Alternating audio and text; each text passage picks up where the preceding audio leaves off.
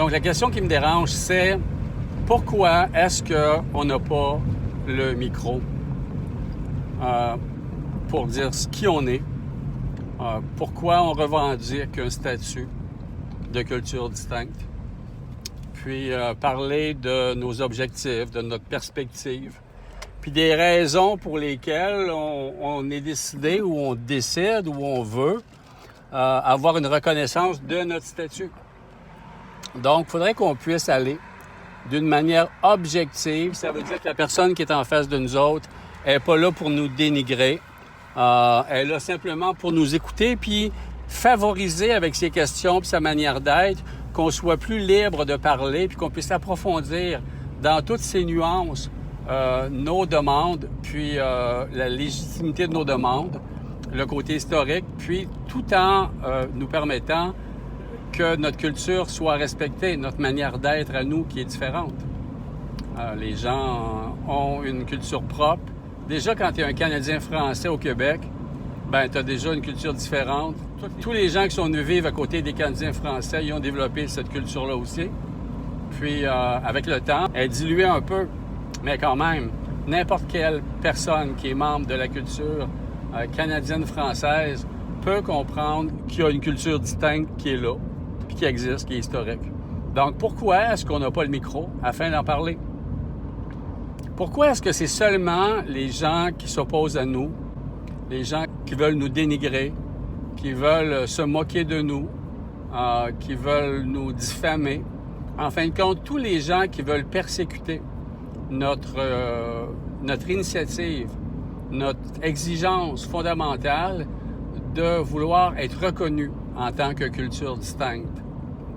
Pourquoi est-ce que on n'a vraiment pas le micro?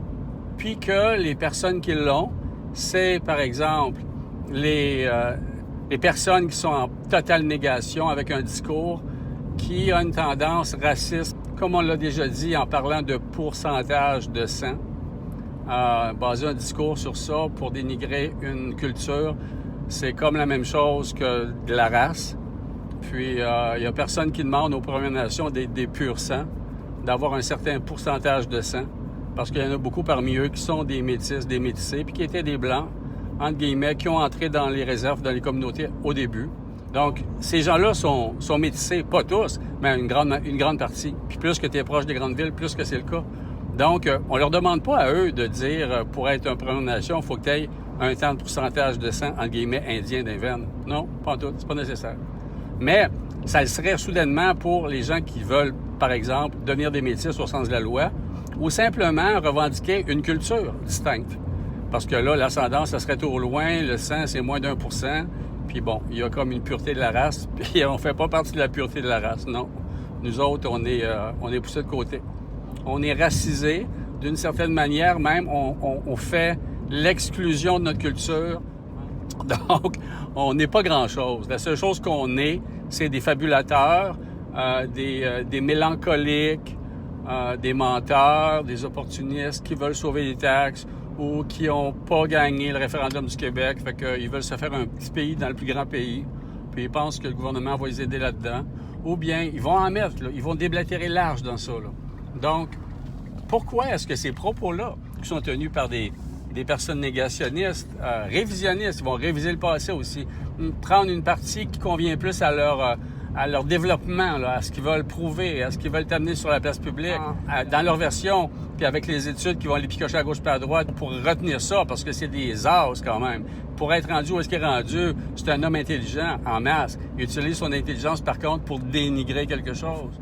Si on prend du recul, puis dans 30-50 ans, là, quand ils vont analyser la situation, puis qu'ils vont s'arrêter sur le personnage, là, ils vont sûrement dire, parce qu'il y a des spécialistes en psychanalyse, là, que lui, là, son problème commence à l'instant où il dit publiquement que son frère a les mêmes ascendances que lui, la même génétique, mais que son frère, lui, il se revendique métis, puis que lui, il se revendique pas métis.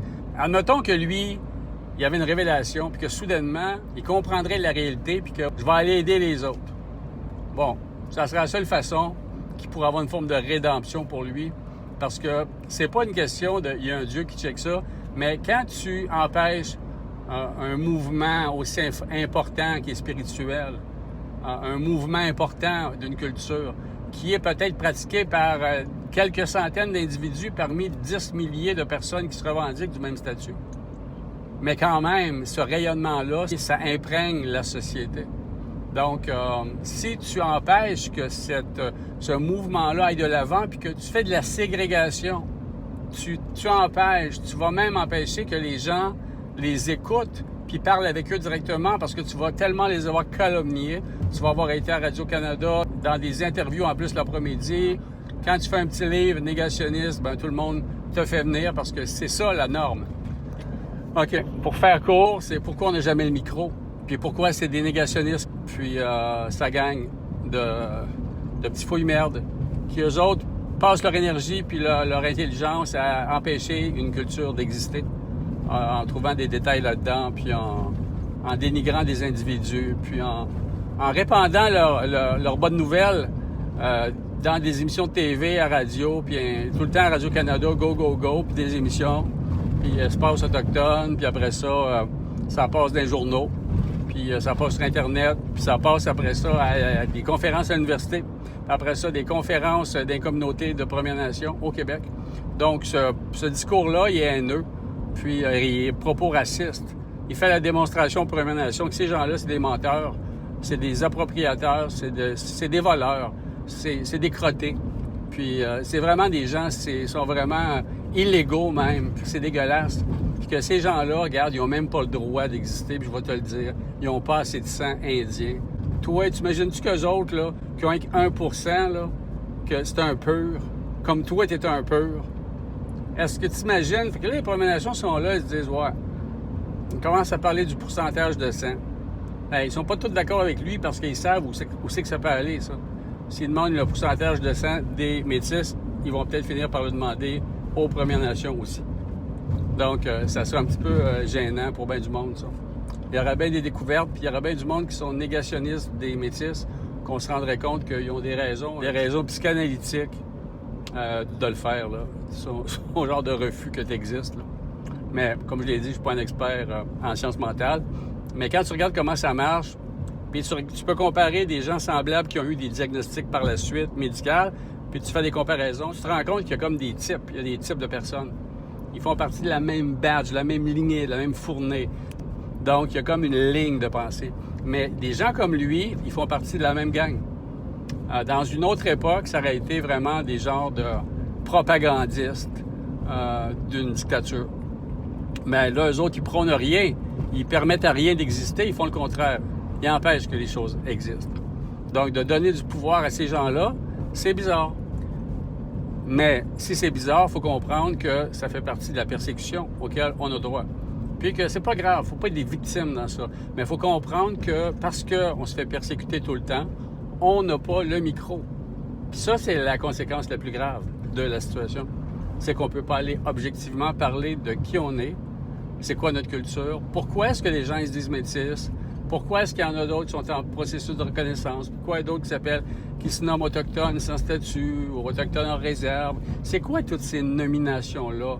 Puis pourquoi est-ce que la communauté, entre guillemets, métisse du Québec devrait être homogène, tandis que toutes les cultures autochtones sont vraiment pas homogènes, puis il n'y a pas seulement une Première Nation au Québec, il y en a 11. Donc pourquoi il faudrait qu'il y ait rien qu'une nation métisse au Québec? Pourquoi il ne pourrait pas y avoir 11 ou 25 ou 50 ou 100 ou 200, puis que ce ne soit pas des micro-communautés familiales?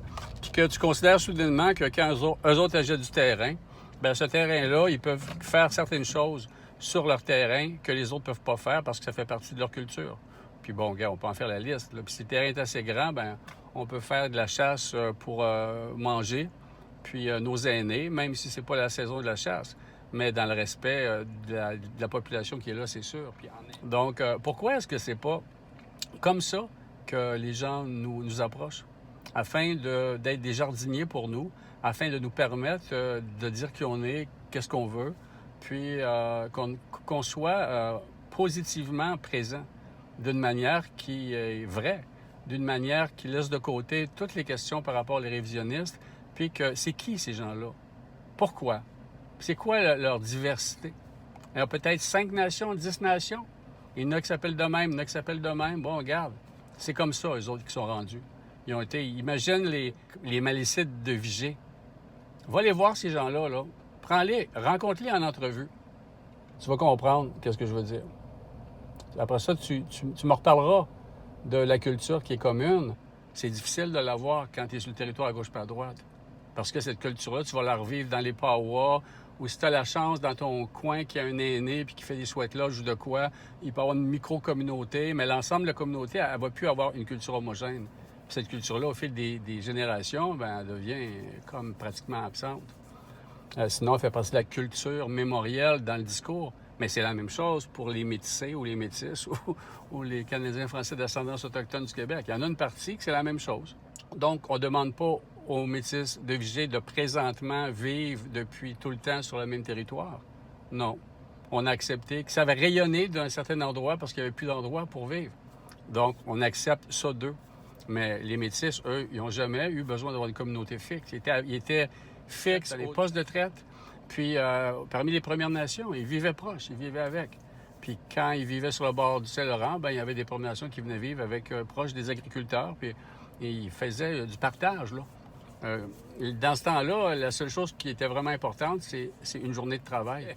Il en manquait dans l'été des journées de travail. Fait que quand quelqu'un venait te donner 2 journées de travail, 3 journées de travail, ben tu pouvais partager avec lui certaines choses. C'est écrit dans les livres d'histoire que les Premières Nations venaient vivre à côté de certains agriculteurs sur le fleuve Saint-Laurent, mais ils repartaient pour la pêche, puis c'est puis ça. Puis il y en avait des Canadiens français qui étaient même pas métissés génétiquement, puis qui partaient avec ces gens-là ou qui se faisaient nourrir, puis qui devenaient métissés parce qu'ils adhéraient à ça. Ça répondait à l'écho de sa culture qui était là, ses oncles, du monde qu'ils connaissaient, puis ça lui permettait de renouer avec cette culture-là. Donc, cette personne-là, elle n'a pas été génétiquement métissée, mais sa culture est peut-être plus forte que des gens qui vivent dans une communauté puis qu'ils sont totalement détachés de leur culture. Puis la culture, elle va être vivante. Mais pourquoi elle existe? Tu penses-tu que dans ce temps-là, les gens, ils se prenaient comme de nos jours, « Ah, moi, je vais ressembler, admettons, à Bruce Willis. Ah, moi, je vais ressembler à elle. Ah, moi, je vais ressembler à ça. Ah, moi, je vais être comme ça, je vais être comme ça. » Non, ça n'existait pas, ce Lego de même. Non, il n'y avait même pas de vitrine. Tu ne pouvais rien acheter dans les vitrines. Tu rentrais d'une patente, puis c'était sur les tablettes. Tu peux pas faire du lèche-vitrine, ça se faisait même pas. Fait que du lèche-personne non plus, du lèche-égo, ça marchait pas, ça. Donc, c'était des relations culturelles d'échange sur lesquelles le réseau se bâtissait, le réseau de connaissances. Donc, tout ça pour dire, finalement, pourquoi est-ce qu'ils ne nous donnent pas le micro? Je vais revenir dans d'autres vidéos pour dire autre chose, outre le dénigreur, outre les gens des Premières Nations, certains qui sont fortement métissés eux-mêmes, puis qui vont même jusqu'à ignorer leur patronyme, entre guillemets, blanc. Puis, ils vont même jusqu'à détester, finalement, la partie blanche dans eux. Puis, ces gens-là qui détestent la partie blanche dans eux, ils se virent vers les Blancs qui veulent avoir l'ascendance autochtone. Hey, c'est comme des traîtres, là. Non, on n'en veut pas d'autres, là. Je le veux même pas dans moi, l'espace blanc. La culture blanche, même celle qui me nourrit, puis j'ai de l'argent, la culture blanche, puis que je vis dans le char, la culture blanche, puis ma maison de culture blanche, puis que je mange culture blanche, j'écoute de la musique culture blanche, puis regarde, si je parais comme culture blanche, ben moi, je suis tellement distinct quand même là-dedans, ce que ça, moi, j'accepte pas ça, quelqu'un qui dit qu'il y a une culture distincte, s'il n'est pas aussi indien que moi, entre guillemets. Il n'accepte pas le blanc, eux, donc il déteste les Blancs qui cherchent l'ascendance autochtone, leur culture. C'est viscéral. Puis quand tu le regardes parler, il vient craquer, puis il a colère, puis il y a des émotions là-dedans, puis il dit qu'il y a des raisons, puis c'est comme la victime en plus, puis regarde, il joue sur plusieurs tableaux, mon chum. Lui, c'est un bon acteur.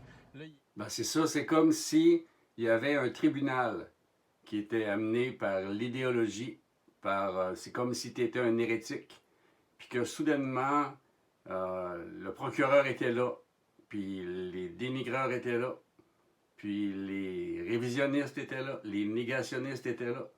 Puis là, que le juge les écoutait parler, le juge médiatique, le juge de la place publique, le juge de la parole publique, puis qu'il écoutait tout ce monde-là. Puis quand c'était le temps des personnes concernées, les membres de la communauté, puis de la culture canadienne-française d'ascendance autochtone, de prendre la parole, afin de pouvoir expliquer ce qu'il y en est de leur point de vue. On n'a pas besoin de t'écouter, l'idée est claire, on s'est fait une idée sur ton cas, tout le monde a parlé sur ton cas, fait qu'on n'a pas besoin de t'entendre, on va délibérer, 2-3 minutes, ils se regardent entre eux autres, puis coupable. Toi, tu es un extrémiste, tu es un raciste, tu es un menteur, tu es un fraudeur, tu es un faux Indien. Tu veux seulement profiter du système, tu veux enlever aux Autochtones qu'est-ce qui leur revient. Toi, tu ne mérites même pas d'exister. Les dés sont pipés d'avance, ils ne nous donnent pas la possibilité d'aller expliquer fondamentalement qui on est et pourquoi on travaille autant puis on désire autant être reconnu comme membre d'une culture distincte au Québec. Donc, la question, la dernière question, pourquoi est-ce qu'on n'a pas le micro? Puis moi, j'aimerais bien ça qu'on l'ait. Mais l'important, ce serait de savoir ce qu'on va dire d'une voix commune.